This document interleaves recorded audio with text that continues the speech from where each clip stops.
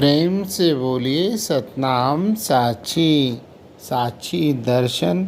गुरु महाराज जी आज साक्षी के विषय पर कथा सुनाते हैं और कहते हैं, अद्भुत एक इतिहास है, सुनिए देकर ध्यान, जाके श्रवण और मनन से साक्षी का हो ज्ञान। एक गांव में एक जमींदार के पास तेज गति से दौड़ने वाला एक घोड़ा था। उस घोड़े से जमींदार को बहुत प्यार था। गांव में रहने वाले एक पनीर के पास भी घोड़ा था। वह घोड़ा जमींदार के घोड़े से भी तेज दौड़ता था। यह बात धीरे धीरे गांव के लोगों से जब जमींदार ने अपने कानों से सुनी, तब उसे बनिया से और उसके घोड़े से ईर्ष्या और जलन होने लगी और अपना अपमान महसूस होने लगा। तब जमींदार ने बनिया से शर्त रखी और कहा, कल मैदान में आना, अपना घोड़ा लेकर, और घोड़ेबाजी की दौड़ लगेगी।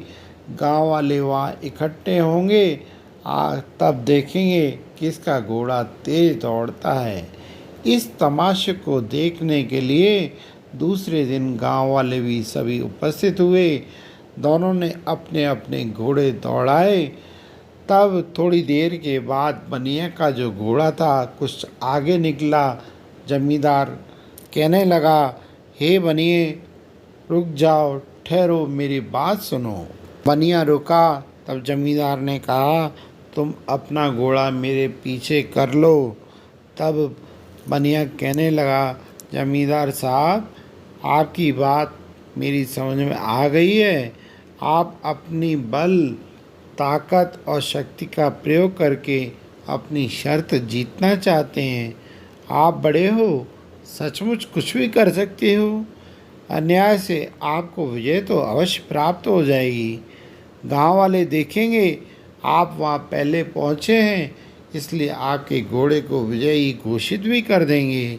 पर मैं आपको सावधान करता हूँ, आपने शायद यह समझा होगा यहाँ पर और कोई नहीं देखता, इसलिए बनिए को डरा धमका कर अपनी शर्त आप जीत जाएंगे। जमींदार साहब, आप भूल रहे हैं, आपके अंतःकरण में स्थित साक्षी यहाँ मौजूद है।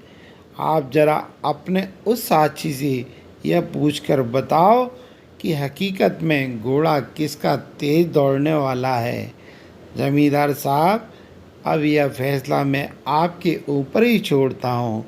बनिए की बात सुनकर जमींदार को साक्षी का वह संकेत याद आ गया। लज्जित होकर कहने लगा कि आपका घोड़ा बराबर सचमुच तेज दौड़ने वाला है।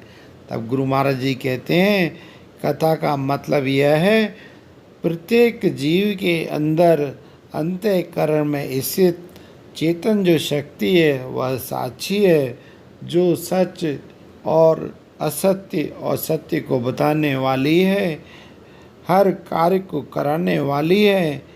इसलिए गुरु महाराज जी कहते हैं, उस सतनाम साक्षी को अपने हृदय में हमेशा स्थित देखो, उसी की साक्षी मानकर कार्य करो, जिससे जो आपने बड़े बड़े भाग्य से मानुष तन को प्राप्त किया है, परमात्मा को प्राप्त करने के लिए संतों की शरण में बैठकर अपने मानव जीवन को सफल बनाएं। यही सतनाम साक्षी का अर्थ है। साक्षी को जानना ही सतनाम साक्षी है। बोलिए गुरुदेव भगवान की।